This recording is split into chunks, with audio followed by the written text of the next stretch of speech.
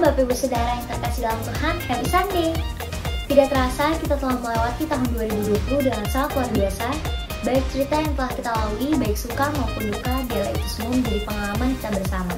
Doa kami agar kita semua siap untuk menjalani tahun yang baru ini dengan berjalan bersama Tuhan. Senang sekali saya bisa menjumpai Bapak Ibu Saudara dalam ibadah online Zion Church of Christ. Tema kita sepanjang tahun 2021 ini yaitu This is God's Year to Act. Dan pada bulan Januari ini gereja kita akan membahas mengenai transisi. Tapi sebelum itu mari kita tundukkan hati kita bersatu dalam doa.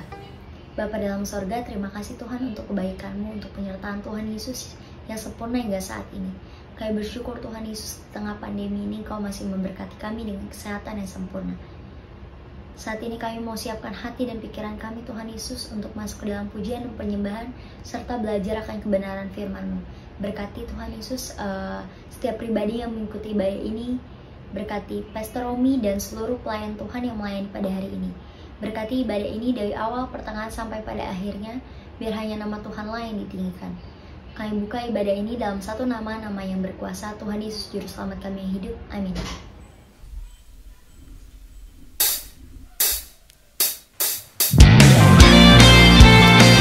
Terima kasih Tuhan, sebab Kau kekuatan dalam hidup kami.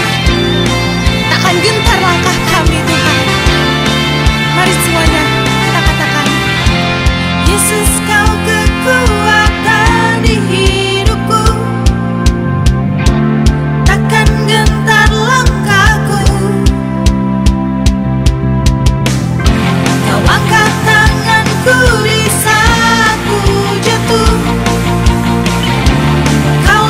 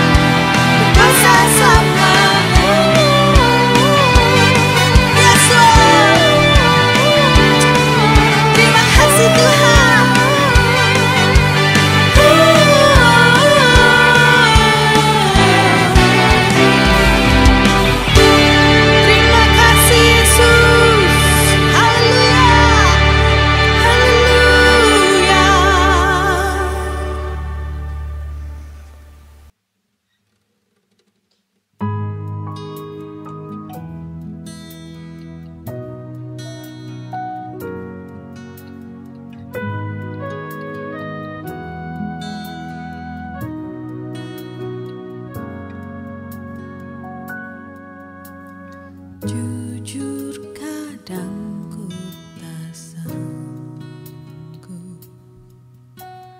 menghadapi semua bebanku,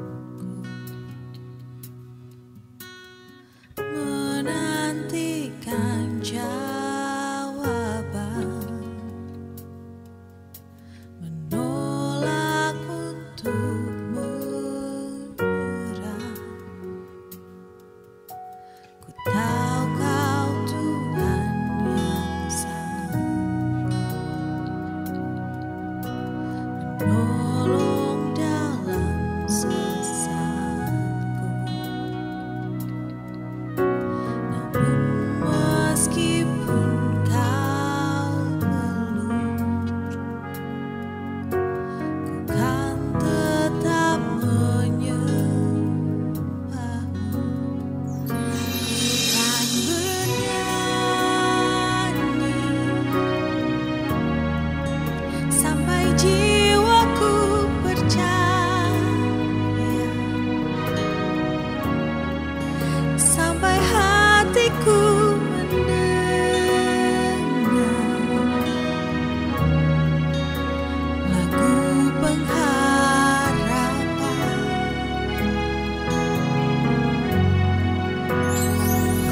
Ku kan berserah,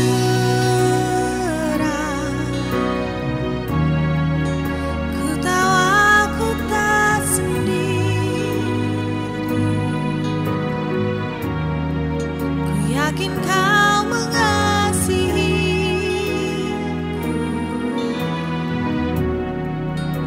bahkan di dalam apiku. Ku kan menyembahmu.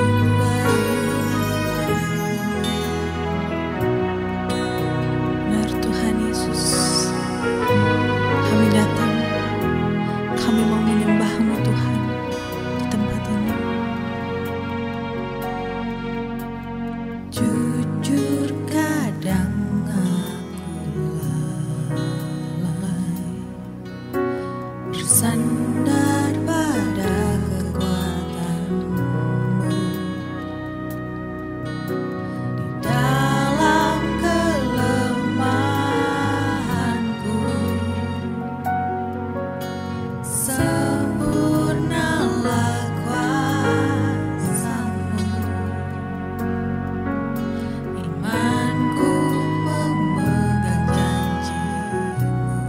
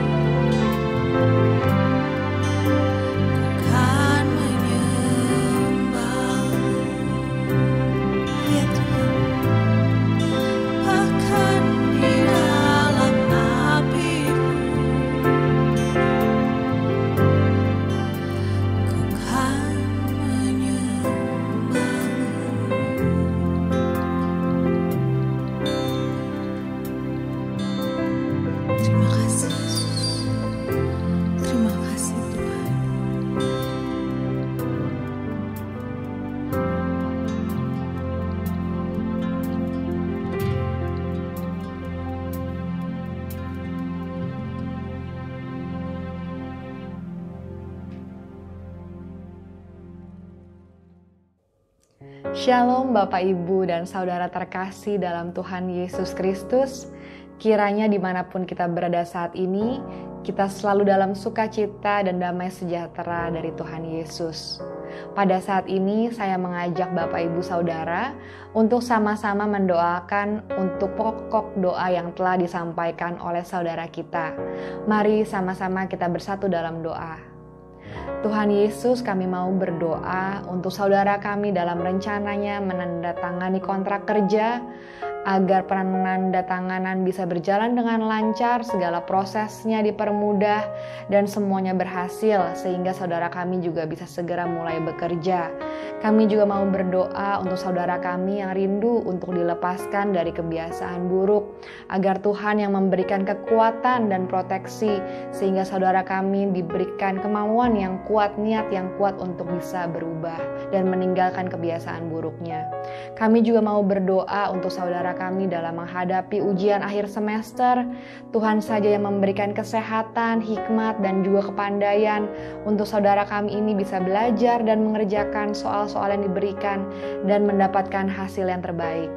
Kami juga mau berdoa untuk bangsa dan negara kami Indonesia, dari Sabang sampai Merauke. Indonesia dipagari, diproteksi, diberikan keamanan, kedamaian, dan kesejahteraan.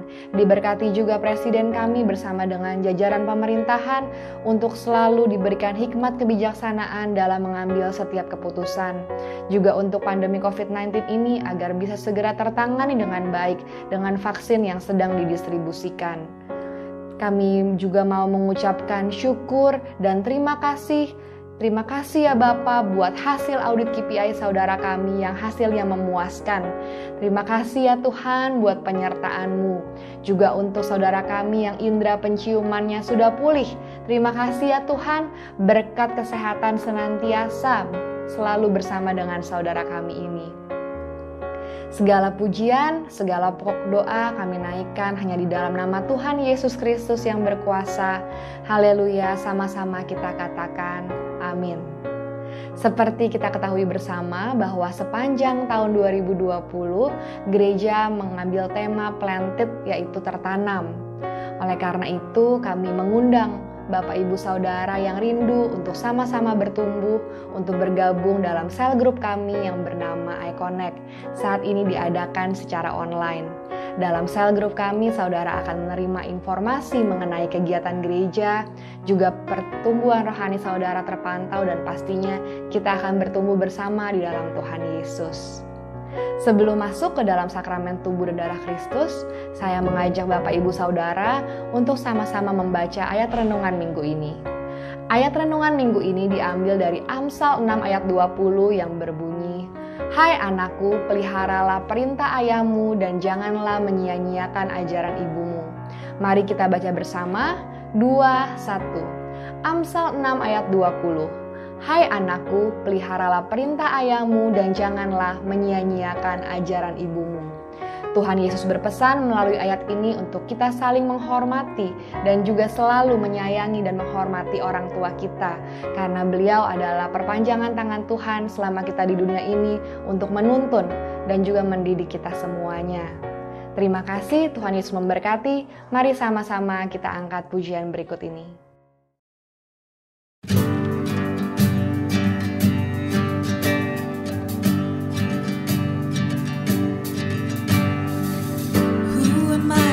The highest you welcome me. I was lost, but He brought me into His love for me. Oh, His love for me.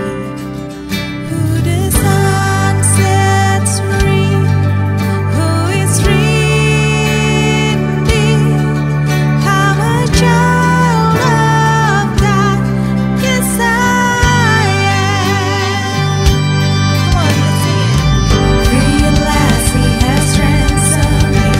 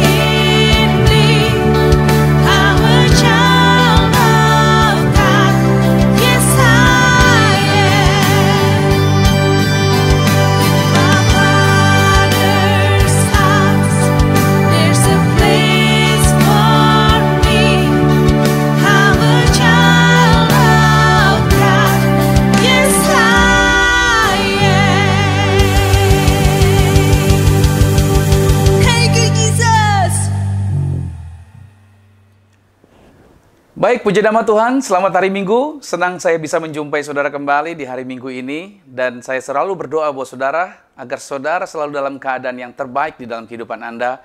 Walaupun memang situasinya tidak mudah, di mana masih ada pembatasan-pembatasan di dalam berkegiatan tentunya.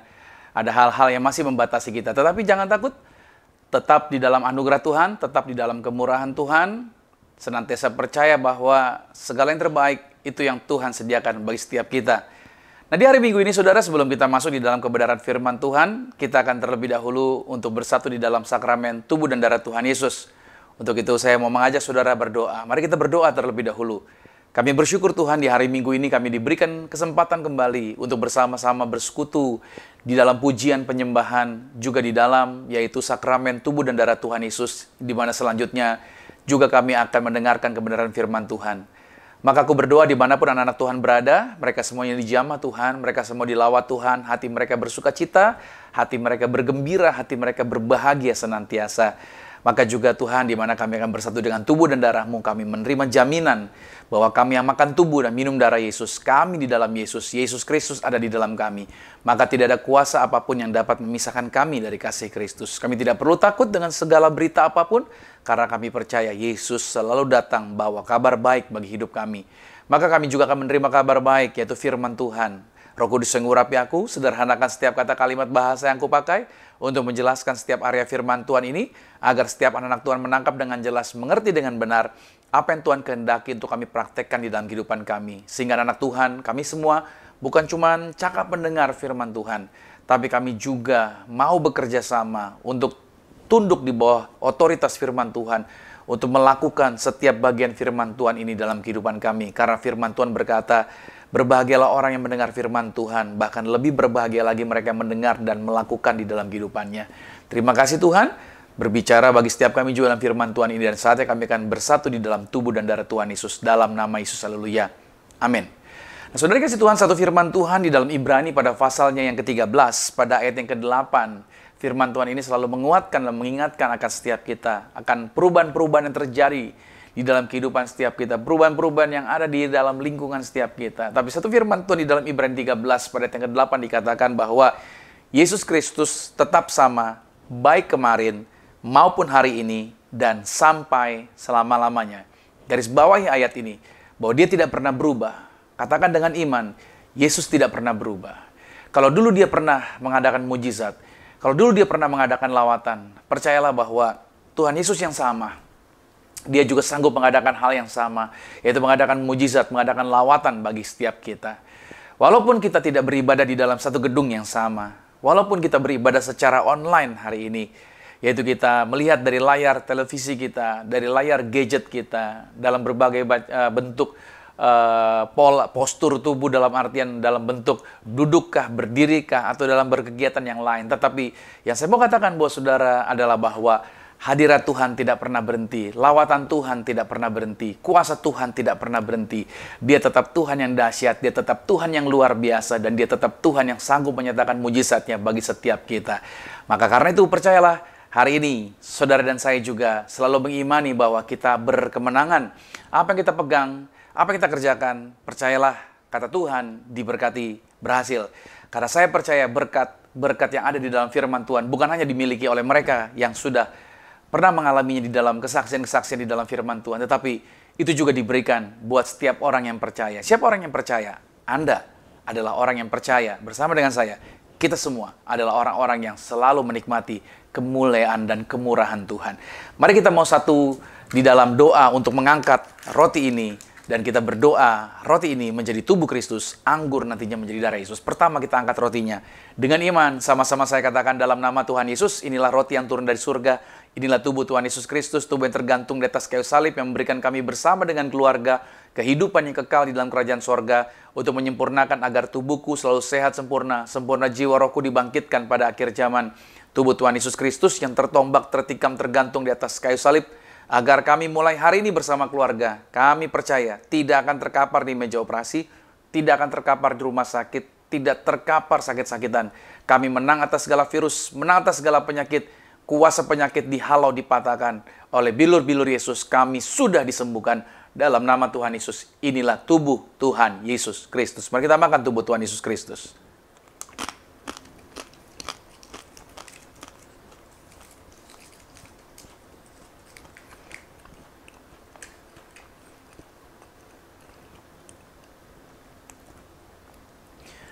Mari kita mengangkat anggur ini. Mari kita perkatakan iman kita. Dalam nama Tuhan Yesus, inilah darah Yesus Kristus, darah yang tercurah di atas kayu salib sebagai perjanjian yang baru dan yang kekal. Yang pertama, mulai hari ini berjanji bersama keluarga, saling mengasihi, saling mengampuni. Kami berdoa dalam rumah tangga keluarga kami, kasih mula-mula senantiasa terjadi. Oleh darah Yesus, darah domba Allah, bersama keluarga kami dimeteraikan, punya rumah di sorga. Kami punya rumah di bumi, tidak akan mengembara, dijagai pasukan malaikat. Aku tolak segala serangan setan, serangan kuasa kegelapan, roh-roh jahat, dalam rupa bentuk apapun tidak berkuasa bagi kami. Tuhan memberi kami kuasa menginjak ular dan kalajengking, menghancurkan kuasa-kuasa kegelapan, menghancurkan benteng-benteng musuh. Dalam nama Tuhan Yesus kami beriman, yang kami pegang, yang kami kerjakan di dalam karir, bisnis, proyek, usaha, studi pelayanan kami diberkati lipat kali ganda. Dalam nama Tuhan Yesus kami mengimani, kami menang atas virus COVID-19. Kami halau penyakit berbahaya. Kami tolak maut. Kami dijagai pasukan malaikat dalam nama Tuhan Yesus bersama keluarga. Hidup kami sejahtera. Yaitu di bumi, sama seperti di sorga. Dalam nama Tuhan Yesus, inilah darah Yesus Kristus.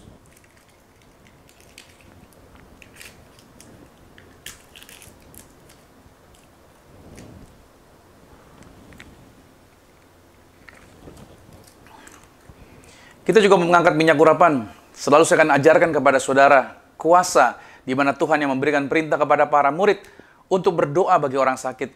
Bahkan Musa pada waktu membangun, yaitu kemah pertemuan, juga awalnya adalah harus diurapi terlebih dahulu dengan minyak.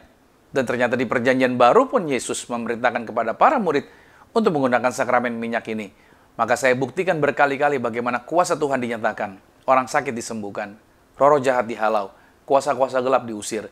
Bahkan orang-orang yang tidak punya pengharapan, yang kata dokter mustahil, tapi mujizat Tuhan dinyatakan. Tuhan buktikan melalui sakramen minyak urapan ini. Sama-sama dengan saya katakan dalam nama Tuhan Yesus, inilah minyak urapan.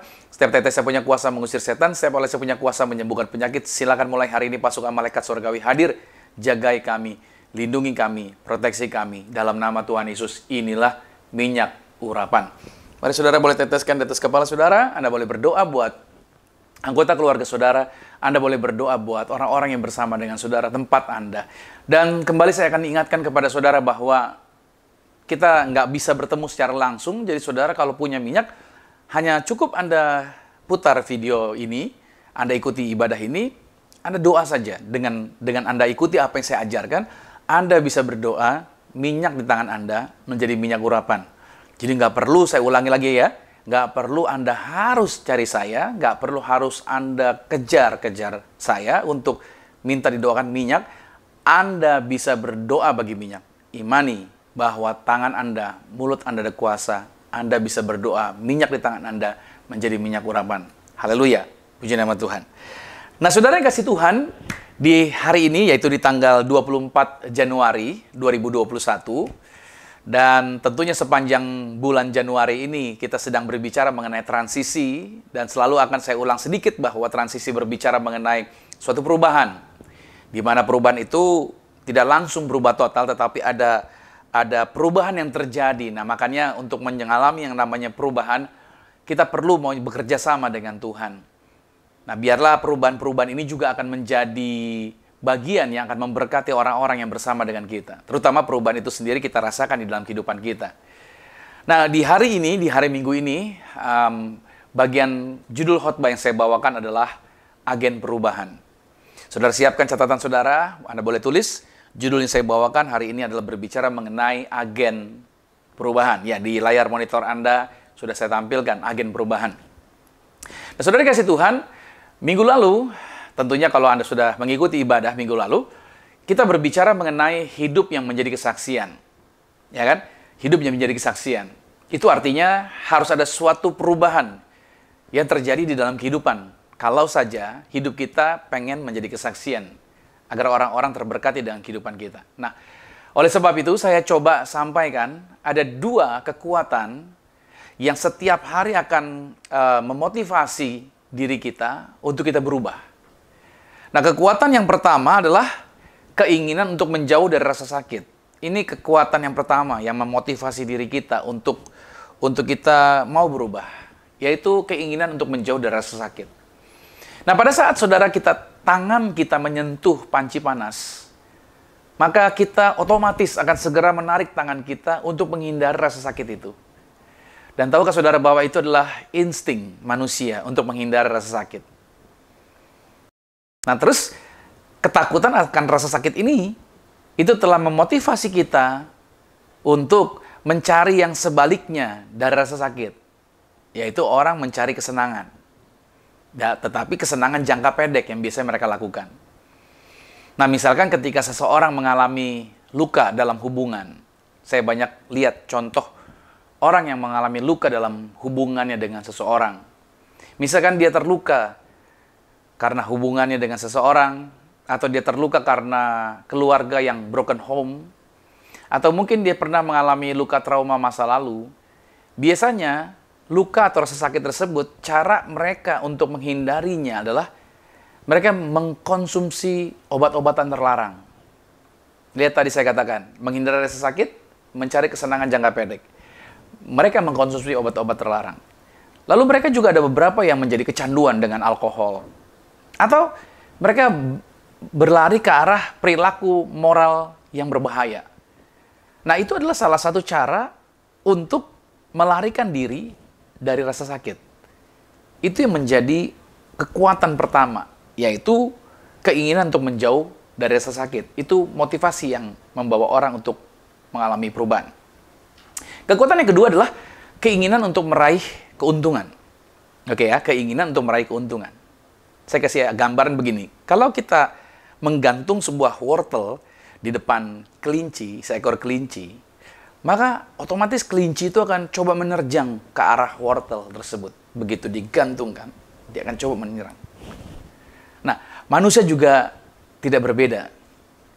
Ketika seorang anak, misalkan saudara, anak Anda disuruh membersihkan kamar tidurnya, seringkali anak-anak malas untuk beresin kamar tidurnya. Sampai kadang-kala kita orang tua tarik urat dulu ya. Seringkali kita udah teriak berkali-kali juga belum tentu dia dengerin. Tapi coba kalau diberikan janji bahwa kalau kamu beresin tempat tidurmu, kamu akan mendapatkan hadiah. Nah, biasanya anak-anak akan langsung mengerjakannya. Itu ya. Ada keuntungan yang akan dia dapatkan. Dia mau melakukannya. Dia termotivasi. Lalu kebanyakan orang berolahraga sekarang. Di zaman seperti ini bahkan orang lebih banyak berolahraga. Nah, kita berolahraga alasannya untuk apa? Untuk menjaga kesehatan. Karena akan mendapatkan keuntungan. Betul ya? Ada sisi lain lagi. Kenapa seorang berolahraga? Agar dia bisa menikmati makanan enak. Karena biasanya kalau orang makan enak tanpa olahraga, dia akan mendapatkan malapetaka. Jadi caranya bagaimana dia bisa mau makan enak? Dia olahraga. Itu dia. Jadi berusaha olahraga agar bisa menikmati makanan enak. Ada sebuah cerita, saudara, seorang datang konsultasi kepada dokter, namanya Ko Acong. Ko Acong ini periksa ke dokter, berat badannya agak banyak dan dia sering sakit kepala. Hasil tes darah menunjukkan bahwa lemak di darahnya cukup tinggi, kadar kolesterol juga cukup tinggi. Maka dokter mengatakan kepada Ko Acong bahwa Anda tidak boleh lagi makan makanan yang berlemak. Jadi bagaimana, dok? Mulai sekarang Anda mesti diet, Anda mesti berolahraga. Dan dokter menyarankan makanan yang boleh Anda makan adalah yaitu binatang yang berkeriapan di air. Artinya binatang yang hidupnya di air. Itu yang harus Anda konsumsi. Di luar itu jangan, katanya gitu. Seminggu berlalu ya saudara ya. Kebetulannya bahwa dokter ini adalah yang tinggalnya satu komplek lah, satu area dengan Ko Acong. Suatu hari saudara ketika dia lewat depan rumah Ko Acong, dia tanya sama pembantunya. Ko Acong ada? Oh, ada tuh, dok. Lagi ngapain? Dia lagi di kolam renang, katanya gitu, kata pembantunya. Wah, dokter spontan langsung berpikir, oh, dia menjalani perintah dokter, artinya dia menjalani kesehatan dengan baik, bahwa dia sekarang sudah mulai rajin olahraga di kolam renang. Dokternya bilang, oh bagus deh, kalau dia sekarang udah rajin olahraga, rajin berenang, dia bilang gitu sama pembantunya. Sambil mau berjalan, mau pergi lagi. Tapi pembantunya bilang, oh enggak dok, dia nggak latihan berenang di kolam renang. Terus ngapain? Dia di kolam renang lagi latihin babinya untuk bisa berenang di air, katanya gitu, saudara. Ternyata Ko Acong sedang coba merubah habitatnya babi agar babi bisa berenang di air sehingga babinya bisa dimakan karena hidupnya di air. Nah, saudara, lihat baik, itu sekedar ilustrasi saja. Nah, kita bekerja, misalkan kita juga bekerja. Setiap orang punya pekerjaan, dapat gaji, dapat penghasilan. Sebenarnya mendapatkan penghasilan untuk apa sih? Dengan pendapatan tersebut, kita mempunyai keuntungan untuk bisa memiliki sesuatu. Jadi, saudara dapat melihat di sini bahwa kita pahami semua hal yang manusia lakukan itu dimotivasi oleh dua keinginan ini, yaitu keinginan untuk menghindari rasa sakit atau untuk meraih keuntungan. Coba cek baik-baik. Dua motivasi inilah yang menggerakkan seseorang untuk melakukan yang namanya perubahan. Nah, saudara, saya kasih contoh lagi, misalkan begini. Marketing pemasaran, ketika mereka memasarkan produk-produk mereka. Biasanya marketing pemasaran membuat iklan dengan tampilan yang menarik sesuai dengan yang diinginkan oleh customer. Nah, iklan akan menunjukkan kepada kita betapa miskinnya kita, atau betapa tidak berdayanya kita, atau kurang menariknya kita, bila mana kita tanpa produk ini, tanpa produk itu.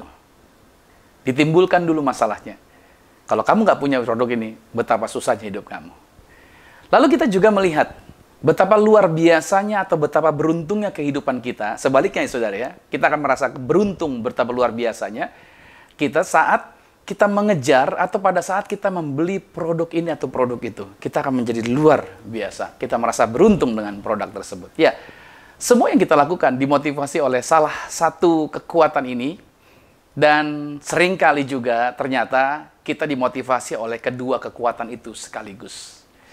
Nah, sayangnya saudara, terkadang saya jumpai kekuatan ini juga suka dipakai di dalam pelayanan gereja.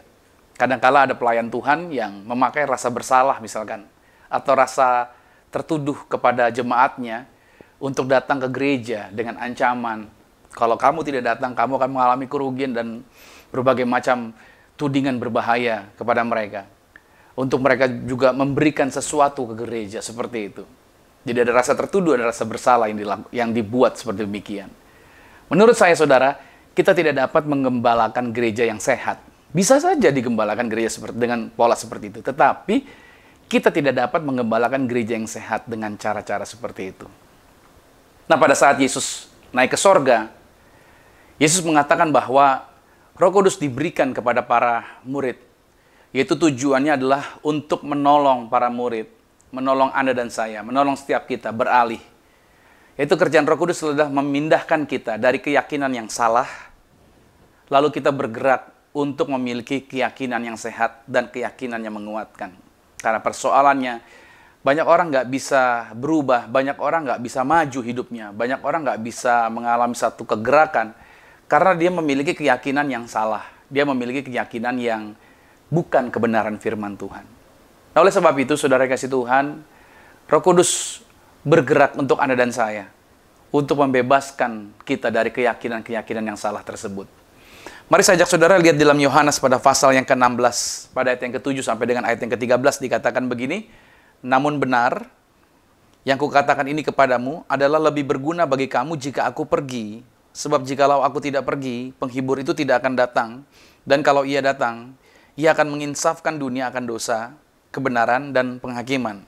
Akan dosa karena mereka tetap tidak percaya kepadaku, akan kebenaran karena aku pergi kepada Bapa dan kamu tidak melihat aku lagi, akan penghakiman karena penguasa dunia ini telah dihukum. Ayat 12-nya, masih banyak hal yang harus kukatakan kepadamu, tetapi sekarang kamu belum dapat menanggungnya. Ayat 13-nya, tetapi apabila ia datang, yaitu Roh kebenaran, ia akan memimpin kamu ke dalam seluruh kebenaran, sebab ia tidak akan berkata-kata dari dirinya sendiri, tetapi segala sesuatu yang didengarnya, itulah yang akan dikatakannya, dan ia akan memberitakan kepadamu hal-hal yang akan datang.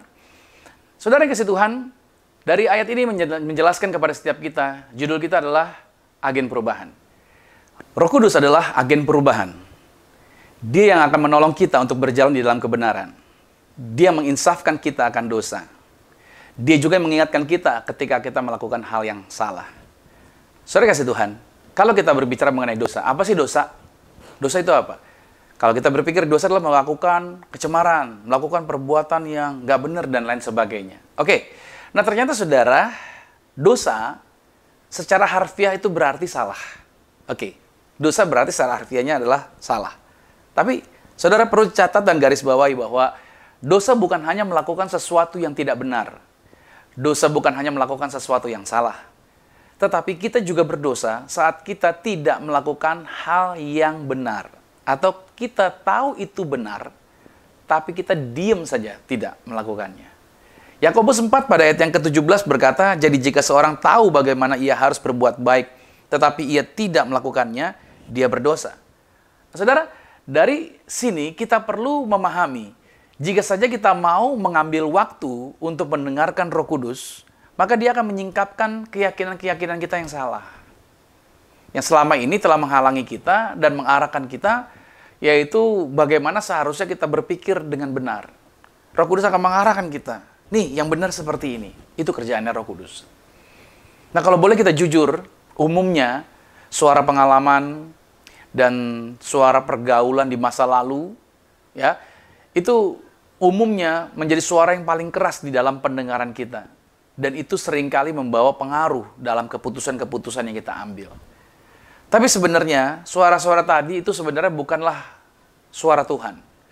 Nah, kita harus dapat memilih untuk tidak membiarkan suara masa lalu, suara pengalaman-pengalaman kegagalan kita di masa lampau, suara negatif tadi untuk mengendalikan kita, untuk mengarahkan kita di dalam mengambil keputusan-keputusan. Oleh sebab itu kita perlu pahami di sini ada 3 suara yang dapat kita dengar. Saya pelajari ada 3 suara yang dapat kita dengar, yaitu suara Tuhan, suara iblis, dan suara diri kita sendiri. Lihat ya, suara Tuhan, suara iblis, dan suara diri kita sendiri. Sebelum saya jelaskan, kita lihat dulu sebentar di dalam Markus pada pasal 4, pada ayat yang ke-3, sampai dengan ayat yang ke-8. Dikatakan begini, dengarlah ada seorang penabur keluar untuk menabur. Pada waktu ia menabur, sebagian benih itu, catat dulu, lahannya, yaitu jatuh di pinggir jalan. Garis bawah itu. Lalu datanglah burung dan memakannya sampai habis. Sebagian jatuh di tanah yang berbatu-batu. Garis bawahi lagi, ini area yang kedua, yang tidak banyak tanahnya. Lalu benih itu pun segera tumbuh karena tanahnya tipis. Tetapi sesudah matahari terbit, layulah dia dan menjadi kering karena tidak berakar. Sebagian lagi, lihat benihnya, jatuh di tengah semak duri. Lalu makin besarlah semak itu dan menghimpitnya sampai mati, sehingga ia tidak berbuah. Dan sebagian jatuh, lihat, di tanah yang baik. Ia tumbuh dengan suburnya dan berbuah, hasilnya ada yang 30 kali lipat, ada yang 60 kali lipat, ada yang 100 kali lipat. Nah, tadi saya katakan ada 3 suara, suara Tuhan, suara iblis, dan suara manusia, suara kita sendiri. Nah, terkadang kita mendengar suara Tuhan. Oke, berarti kalau saya kasih diagram, saudara, kayak gambaran diagram bulat gitu ya, berarti sepertiga kita dengar suara Tuhan, sepertiganya lagi kita mendengar suara iblis, sepertiganya lagi kita mendengar suara diri kita sendiri. Lihat gambaran diagram ini dibagi 3. Kalau kita gambarkan bahwa ada 3 suara yang dapat kita dengarkan. Tetapi kalau kita melihat kepada Markus pada pasal 4 ini, di sana dikatakan ada 4 jenis tanah yang menerima benih. Ada 4 jenis tanah yang menerima benih. Dan dikatakan benih yang baik. Benih yang baik saya mau katakan buat saudara adalah suara yang baik. Oke ya. Suara yang baik. Suara yang baik datangnya dari siapa? Suara yang baik datangnya dari Tuhan. Dan dikatakan bahwa suara yang baik ini hanya akan jatuh di tanah yang baik. Di tanah yang baik saya beri gambaran adalah pikiran kita atau pikiran yang baik. Pikiran kita menerima berarti kalau di situ ada 4 tanah, suara atau benih itu jatuh dibagi 4. Berarti masing-masing menerima 25%. Berarti sebenarnya kalau tanah yang baik adalah pikiran kita, berarti kita menerima suara Tuhan cuma 25%. Jadi artinya akan ada 75% yaitu suara Tuhan yang diperebutkan. Kita cuma berhasil menerimanya 25%. Tapi ada 75% yang sedang diperebutkan. Nah, oleh sebab itu yang saya mau katakan kepada saudara adalah belajarlah untuk membiasakan diri kita mendengar Roh Kudus 100%. Dan kita belajar untuk apa? Menghilangkan suara musuh sampai selama-lamanya. Izinkanlah Roh Kudus sebagai agen perubahan untuk membawa suaranya Tuhan yang menjadi pendengaran yang paling kuat di dalam diri Anda dan saya. Si jahat akan berusaha menghalangi agar saudara jangan terima 100%. Saudara mungkin bisa dengar suara Tuhan, tapi kapasitasnya kecil. Tapi hari ini saya katakan, Roh Kudus sebagai agen perubahan ingin membawa Anda untuk mendengar suara Roh Tuhan 100% dalam kehidupan Anda. Saudara, pada saat pandemi, kalau kita lihat sekarang ini pada saat pandemi atau krisis seperti ini, biasanya saudara, insting manusia itu meresponinya ada dua. Yaitu fight atau flight. Ya kan? Pada saat pandemi ada krisis begini, responnya bagaimana? Insting manusia. Mau maju atau malah menjauh. Coba saudara lihat di dalam kehidupan Anda lihat teman-teman Anda lihat keluarga Anda. Pada saat pandemi seperti hari ini, respon mereka bagaimana? Fight nggak dengan pandemi ini? Fight nggak dengan krisis? Atau mereka malah, aduh takut ini, aduh takut itu, dan segala macam. Karena respon cuma dua, fight atau flight. Oke? Nah, karena Roh Kudus adalah agen perubahan, maka Roh Kudus juga memiliki dua kekuatan yang mau mendorong kita agar kita berubah. Roh Kudus mau agar Anda dan saya mengalami perubahan. Saudara mau berubah? Saudara mau mengalami perkembangan, saudara mau mengalami kemajuan di dalam kehidupan Anda, amin. Izinkan Roh Kudus membawa Anda sebagai agen perubahan untuk merubah kehidupan Anda. Nah, karena itu Roh Kudus memakai dua kekuatan ini. Nah, saya akan bagikan dua hal ini kepada saudara. Apa yang akan Roh Kudus lakukan? Kekuatan apa yang Roh Kudus pakai untuk membawa perubahan di dalam kehidupan Anda? Kekuatan yang pertama adalah kekuatan duka cita yang menyebabkan pertobatan. Ya, kekuatan duka cita yang menyebabkan pertobatan. Coba kita buka dulu di dalam 2 Korintus pada pasalnya yang ke-7, ayatnya yang ke-9 dan ayatnya yang ke-10. Dikatakan, namun sekarang aku bersuka cita, bukan karena kamu telah berduka cita, melainkan karena duka citamu membuat kamu bertobat. Sebab duka citamu itu adalah menurut kehendak Allah, sehingga kamu sedikit pun tidak dirugikan oleh karena kami. Sebab duka cita menurut kehendak Allah menghasilkan pertobatan yang membawa keselamatan dan yang tidak akan disesalkan. Tetapi duka cita yang dari dunia ini menghasilkan kematian. Nah, Paulus memberikan teguran di dalam tulisan ini kepada jemaat di Korintus. Dan teguran Paulus itu keras kepada jemaat di Korintus perihal pencemaran jasmani dan rohani yang merupakan perbuatan memalukan di antara mereka. Teguran ini memang mendatangkan duka cita. Karena Paulus menegurnya, maka tentunya mendatangkan duka cita bagi jemaat Korintus. Tetapi itu justru membuat mereka berubah. Teguran yang Paulus berikan. Pada waktu Roh Kudus bergerak melalui Paulus, teguran tersebut berubah. Merubah mereka, maksud saya. Mereka menjadi berubah. Dan mereka bertobat. Bahkan, mereka menjadi lebih respect kepada Paulus. Padahal Paulus tegur mereka dengan keras. Tapi karena Roh Tuhan yang bekerja melalui Paulus, Paulus punya ketulusan dalam menyampaikannya. Maka saudara lihat baik-baik, justru mereka menjadi respect kepada Paulus. Ini tepat seperti perkataan, yaitu Raja Salomo, Amsal 28, pada ayat yang ke-23 dikatakan, siapa menegur orang akan kemudian lebih disayangi daripada orang yang menjilat. Ya, hari-hari ini banyak orang yang sukanya apa? Menjilat, bukannya menyampaikan kebenaran. Ya saudara ya. Tapi Amsal menyebutkan bahwa orang yang siapa yang menegur orang, justru mereka akan lebih disayangi. Alkitab mengatakan demikian daripada orang yang menjilat. Saudara kasih Tuhan, sebenarnya tidak ada satu hal pun dalam kehidupan ini yang dapat menghentikan tekad seseorang pada waktu dia berkata sudah cukup. Pernah nggak saudara mengalami situasi yang menekan saudara banget? Sampai akhirnya saudara berkata, gue udah capek nih. Gue udah lelah nih. Gitu. Anda begitu tertekan dengan problem Anda. Anda begitu berat sekali dengan kesalahan atau dosa yang Anda lakukan. Yang akhirnya malah membuat Anda suntuk, membuat Anda berat. Sampai Anda berkata, enough gitu loh, sudah cukup. Nah ketika Anda sampai pada titik tersebut, dan Anda memutuskan, Anda mau berserah dan membiarkan Tuhan untuk bekerja, ada rasa duka cita yang terjadi di dalam diri Anda, yang Anda rasakan, maka saudara pada waktu Anda mengizinkan melalui duka cita tersebut, Tuhan bekerja dalam kehidupan Anda, maka Anda bisa mengalami perubahan dalam kehidupan Anda. Jadi terkadang saya jumpai bahwa situasi yang sulit kadangkala membawa duka cita, itu ternyata dapat dipakai oleh Tuhan untuk membuat diri kita berubah. Sebab justru sebaliknya kalau keadaannya nyaman, zona nyaman, justru itu menjadi penghalang untuk kita mengalami perubahan. Nah, apakah Anda pernah mengalami situasi di mana sudah lelah dengan kekuatan Anda karena Anda berusaha untuk merubah orang?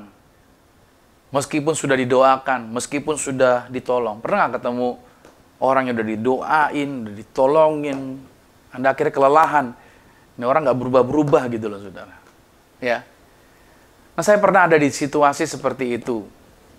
Dan karena saya suka mencoba mengubah orang dengan kekuatan sendiri, akibatnya malahan saya timbul kecewa. Dan itu justru menghambat proses dan pekerjaan Tuhan atas orang tersebut. Karena saya yang pengen bekerja, saya yang pengen merubahnya. Saya tidak mengizinkan Roh Kudus sebagai agen perubahan yang harusnya merubah orang itu. Dan saudara, itu akhirnya malahan membuat proses tadi jadi terhambat prosesnya. Karena saya terlalu banyak campur tangan. Akhirnya saya kelelahan. Nah, pada saat saya sebel dan kesal, itu membuat saya akhirnya berduka karena hal itu. Maka itu membuat saya akhirnya bertobat, ya capek deh. Udahlah, nggak bisa ngadain kekuatan sendiri lagi deh. Ya udah. Dan menyadari bahwa sesungguhnya yang dapat merubah seseorang adalah Roh Kudus, bukan kita. Ya dia mau bagaimana ya, itu urusan dia sih.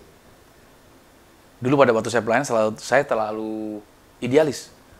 Ada orang salah dikit, wah ini nggak bisa jadi tim saya nih. Wah ada salah dikit, saya langsung ambil langkah tegas gitu. Padahal seharusnya kita tidak menjadi orang yang suka menghakimi orang lain. Seharusnya kita punya hati yang berbelas kasih. Karena bagaimanapun semua orang pengen berubah.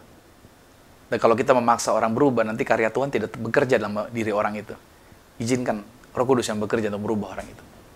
Karena Roh Kuduslah sebagai agen perubahan yang mengajarkan kita untuk berubah.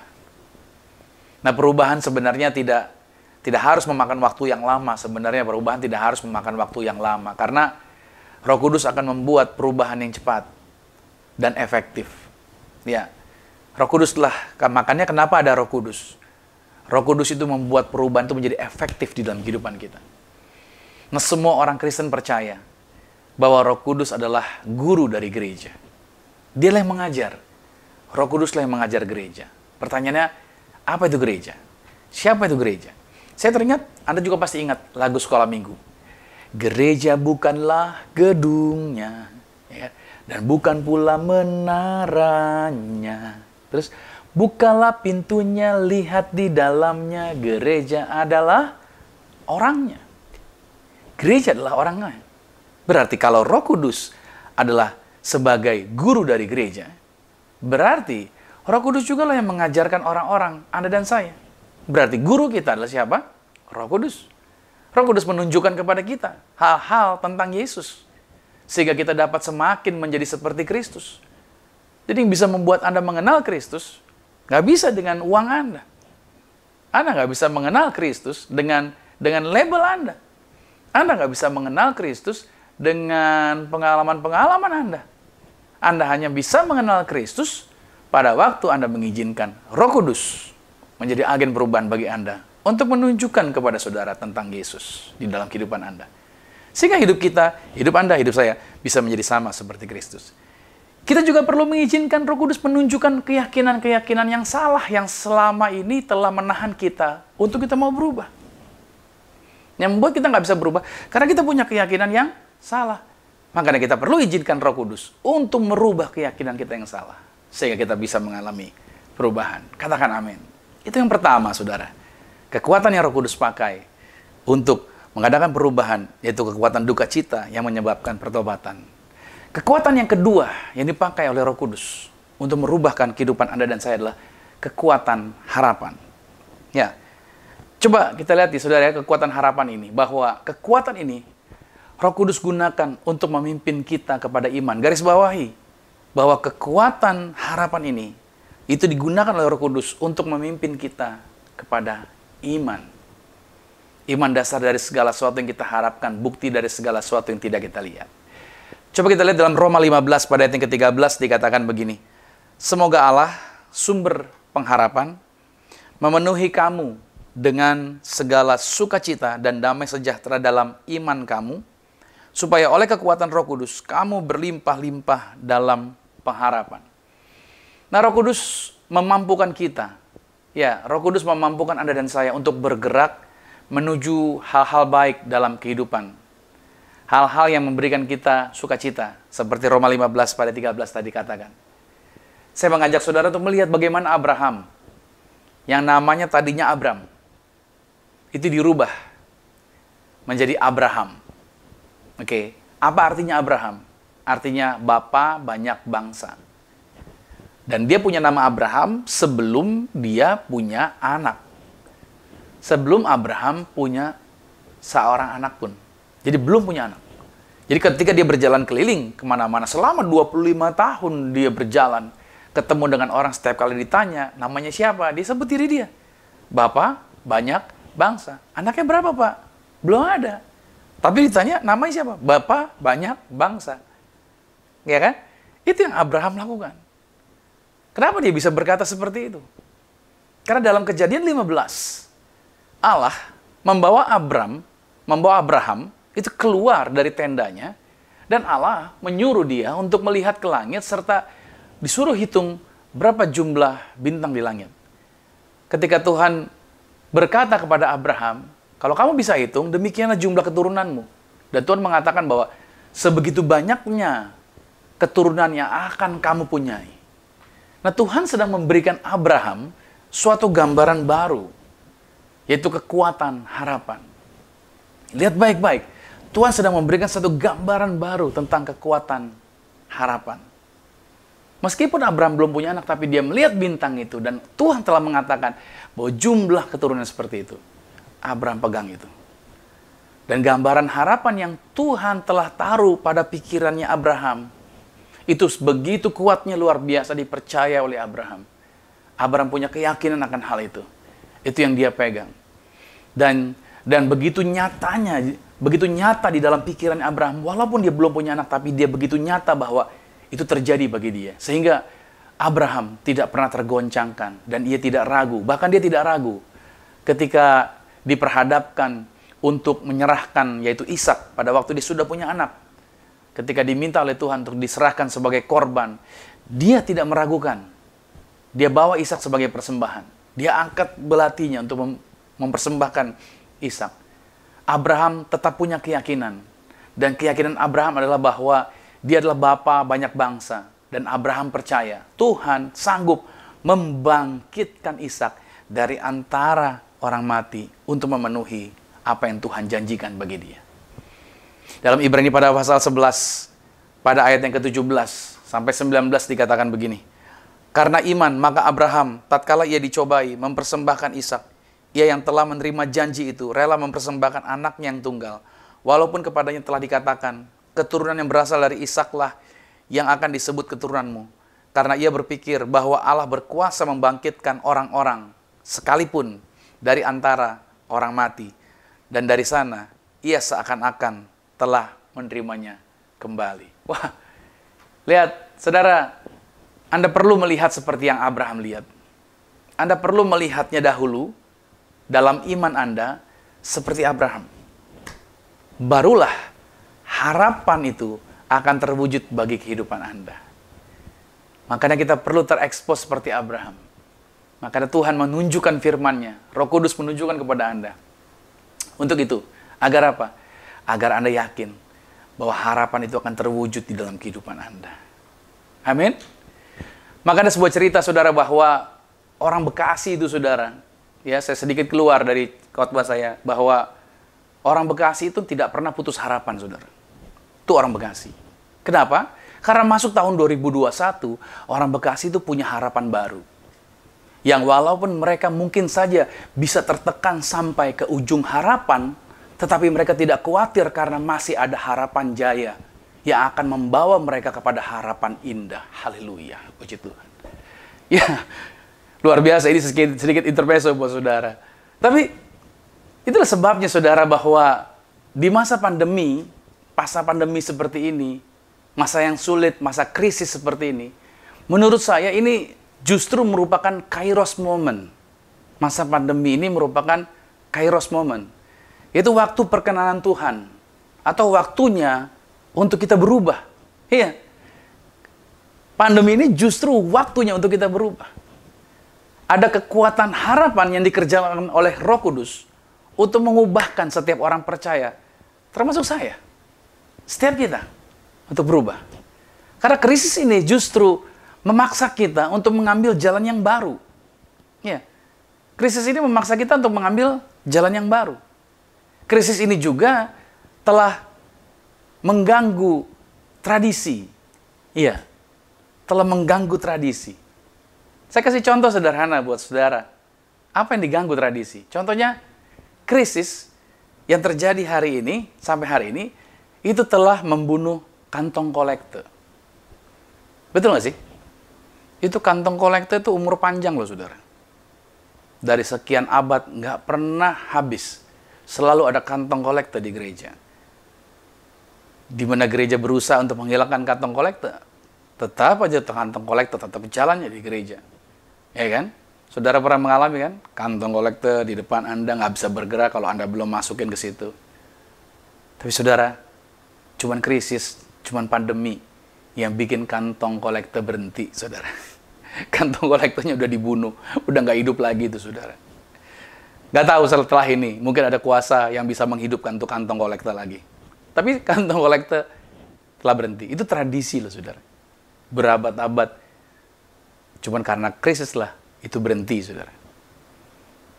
Itu dia, tradisi. Nah, krisis ini juga justru mengajarkan setiap orang untuk memiliki yang namanya iman personal. Karena saya katakan bahwa poin kita yang kedua, kekuatan harapan itu memimpin kita kepada iman. Iman yang bagaimana? Iman personal. Bukan iman komunal. Mengapa? Perlu diajarkan iman yang personal.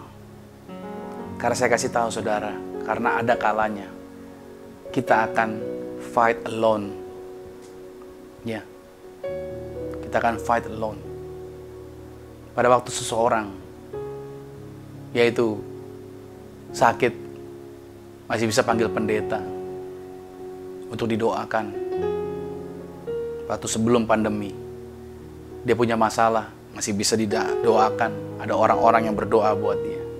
But pada waktu seseorang kena vonis positif virus, maka dia dikarantina. Dia dibawa ke dalam perawatan, bawa ke rumah sakit. Dia di situ siapa lagi? Pendeta tidak bisa masuk.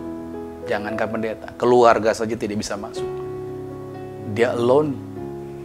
Dia sendirian di situ. Makanya yang bisa dia harapkan siapa? Imannya. Dia harus fight. Dia harus fight. Makanya kita perlu mengajarkan untuk memiliki iman, bukan iman komunal. Banyak orang beriman ketika beramai-ramai. Wah, kita percaya ya, iya. Tapi pada waktu dia sendiri, itu menjadi beda. Kenapa kita nggak ajarkan ini? Mengapa kita harus mengajarkan jemaat untuk memiliki namanya iman, yaitu personal? Karena kalau kita nggak punya iman personal, maka kita akan mudah putus pada waktu kita sendirian. Itu dia. Contohnya saudara misalkan begini, ada orang, pernah ketemu orang yang film-film silat gitu ya, orang yang belaga so jagoan gitu. Dia kalau rame-rame gitu ya, wah dia jagoan kayaknya, hebat, merasa hebat, merasa jago gitu ya. Karena dia mungkin ada gurunya yang hebat, dia sama gurunya. Itu film-film silat kayak gitu ya. Tapi pas dia lagi sendirian, begitu ada ancaman, coba lihat deh, dia langsung mendadak berubah. Jadi apa? Jadi ayam sayur. Ya. Karena keyakinan keberaniannya itu kalau rame-rame. Nah, saya berdoa buat saudara bahwa iman Anda bukan menjadi iman yang komunal. Rame-rame baru beriman. Tapi Anda memiliki iman yang personal. That's why pandemi seperti ini Saya sebagai gembala mungkin nggak bisa, yaitu langsung ketemu dengan Anda, personal approach dengan Anda. Kita mungkin nggak bisa, saya selalu hadir bersama-sama dengan saudara dan segala macam. Justru momen seperti ini harusnya melatih para pemimpin untuk mengajarkan kepada jemaatnya, agar saudara percaya bahwa saudara beriman kepada Tuhan. Ada Roh Kudus bersama dengan saudara, dan saudara pasti bisa melewati situasi ini. Anda akan keluar lebih daripada pemenang. Ada amin. Maka sebagai gembala saya harus mengajarkan saudara, Anda bukan mengejar-ngejar pendeta lagi. Momennya, situasinya, kedewasaannya bukan itu lagi. Anda harus kejar Tuhan, Anda harus percaya kuasa Roh Tuhan ada bersama dengan saudara. Makanya bagaimana caranya agar memiliki iman yang personal? Ya, seperti Yesus, harus tega. Harus tega. Untuk orang punya iman personal. Yesus kan memaksa para muridnya untuk bergantung kepada Roh Kudus. Dengan cara apa? Yesus tinggalin murid-murid. Murid-murid pengennya Yesus tetap ada bersama mereka. Yesus tinggalin. Dia naik ke sorga. Karena Yesus nggak bisa di segala tempat pada waktu yang bersamaan. Makanya dia memberikan Roh Kudus. Kepada siapa? Kepada kita. Pada para murid. Pada setiap orang percaya. Itu dia. Makanya dia berikan Roh Kudusnya. Nah, pandemi ini juga memberikan kesempatan Roh Kudus untuk berkarya. Justru dengan pandemi, Roh Kudus semakin berkarya. Nah, dengan demikian akan membuat jemaat semakin jatuh cinta kepada Tuhan. Itu dia. Dengan adanya pandemi ini membuat Roh Kudus bekerja, berkarya, mengarahkan orang untuk memiliki iman yang personal, imannya kepada Tuhan, untuk dia pribadi, lepas pribadi bergantung sama Tuhan. Dan dengan demikian, itu membuat jemaat semakin jatuh cinta kepada Tuhan. Nah, tugas gereja, tugas kami, tugas pelayan Tuhan, gereja adalah apa? Yaitu membuat jemaat untuk semakin jatuh cinta kepada Tuhan. Kami membawa saudara, mengajarkan Anda, untuk Anda semakin jatuh cinta kepada Tuhan. Katakan amin, bahwa Anda jatuh cinta sama Tuhan. Ya, lantas pertanyaannya adalah, apa indikatornya? Apa petunjuknya? Kalau jemaat semakin jatuh cinta kepada Tuhan, kira-kira apa? Buktinya apa di masa sekarang ini? Kalau jemaat itu semakin jatuh cinta kepada Tuhan. Nah, saudara tahu, indikator jemaat semakin jatuh cinta kepada Tuhan itu dilihat dari apanya? Iya, itu dia. Dilihat dari persembahannya. Gak enak nih ngomongnya. Dilihat dari kolektenya. Saya harus jujur sama saudara. Kalau dikatakan jemaat jatuh cinta sama Tuhan, itu dilihat dari persembahannya, dilihat dari kolektanya. Karena Matius 6 ayat 21 berkata, firman Tuhan mengatakan, di mana hartamu berada, di situ hatimu berada. Itu dia. Di mana hartamu berada, di situ hatimu berada. Jadi bila mana Anda tidak bisa menunjukkan, maaf nih saudara ya, kontribusi di mana Anda diberikan makanan rohani, sorry to say, berarti kadar kecintaanmu kepada Tuhan dapatlah diukur. Karena gampang kok. Mau tahu hatimu di mana? Lihat dari uangnya aja. Ya Pak, sekarang kan masa lagi sulit dan segala macam. I know. Tapi bukan berarti kita tidak bisa memberi. Tapi saya mengajarkan ini karena itu firman Tuhan yang saya mau bagikan kepada saudara. Karena orang jatuh cinta sama Tuhan dilihat dari situ. Kan gereja tidak perlu ya harusnya. Saya dalam khotbah seperti hari ini ada running text di bawah, jalan terus, nomor persembahan, persembahan rekening gereja, jalan terus, diingetin sepanjang ibadah gitu, ada kan nggak perlu ya saudara. Atau gembala teleponin jemaat apakah sudah memberikan persepuluhan bulan ini, kan nggak perlu seperti itu. Kalau jemaat masih harus diingatkan oleh gembalanya, oleh gereja secara terus-menerus seperti itu, maka kita tahu model jemaat seperti apa yang digembalakan. Maka saya ingatkan juga apalagi pada Anda yang menjadi leaders di dalam pelayanan ini. Justru Anda harus lebih banyak berkontribusi. Anda duluan yang harus kontribusi dibanding member. Bagaimana membernya bisa berkontribusi untuk pelayanan gereja ini? Kalau leadersnya saja tidak berkontribusi, itu dapat di-tracking, dapat terlihat. Sorry, hari ini saya harus sampaikan hal ini. Karena Roh Kudus sebagai agen perubahan ingin membawa perubahan. Kita harus jatuh cinta sama Tuhan. Bukan jatuh cinta sama uang. Karena dari uang kita dapat melihat kadar cintanya kita sama Tuhan. So, saya simpulkan, Roh Kudus adalah agen perubahan. Sesungguhnya kita dapat berubah dan kita dapat berubah sekarang. Kita tidak dibatasi oleh waktu yang berjalan di dalam dunia ini. Saat inilah Anda bisa berubah. Kita memiliki kekuatan Roh Kudus yang bekerja di dalam diri kita. Jika kita mengerti kekuatan Roh Kudus melalui pertobatan tadi ya, dan melalui harapan, maka sebenarnya kita dapat memilih untuk mau bekerja sama dengan Roh Kudus sehingga perubahan-perubahan bukan sementara, tapi perubahan-perubahan permanen dapat terjadi di dalam kehidupan setiap kita. Saya berdoa hari Minggu ini hari yang diberkati buat saudara. Saya berdoa firman Tuhan ini menjadi perubahan. Firman Tuhan ini membawa perubahan karena Roh Kudus ingin bergerak. Roh Kudus bekerja sebagai agen perubahan untuk merubah kehidupan Anda. Selamat menikmati hari Minggu yang diberkati bersama dengan keluarga. Tuhan Yesus Kristus memberkati. Amin. Mari kita berdoa. Terima kasih Tuhan, kami percaya hari Minggu ini kami diberkati, kasih karunia berkat pertolongan Tuhan ada bersama dengan kami. Setiap firman yang kami terima menjadi berkat, menjadi kekuatan, menjadi sukacita. Kami mau melakukan apa yang Roh Kudus katakan. Kami membiarkan Roh Kudus bekerja, berbicara. Kami melatih pendengaran kami untuk 100% mendengar suara Roh Kudus dalam kehidupan kami. Kami tahu setiap hari Tuhan berbicara pada kami. Dalam masa pandemi seperti hari ini justru kami mengarahkan pikiran, pendengaran kami untuk lebih tajam lagi mendengar tuntunan Roh Kudus. Roh Kudus dalam kehidupan kami tentunya ada hal-hal yang membuat kami duka, ada hal-hal yang membuat kami susah, tetapi hal itu justru membuat kami bertobat, membuat kami sadar untuk kami meninggalkan hal-hal yang salah dan kami bergerak ke arah yang benar. Kami tahu Tuhan kami butuh Engkau, maka kami perlu belajar untuk memiliki iman, bukan iman yang ramai-ramai, tapi iman yang personal, yang bergantung sepenuhnya kepada Roh Kudus. Karena pada masa-masa seperti ini seringkali kami harus sendirian. Tapi kami percaya kami tidak sendiri. Ada Roh Tuhan yang bersama kami. Maka kami harus bergantung hanya kepada Roh Kudus, bukan kepada manusia manapun. Kami bersyukur Tuhan, kami dilatih untuk semakin jatuh cinta kepada Tuhan. Dan kami mulai mengaktifkan yaitu sifat generous kami. Itu punya hati yang mau berbagi, bukan hanya untuk keuntungan pribadi, tapi kami mau berbagi untuk orang-orang, untuk pelayanan, untuk gereja ini Tuhan.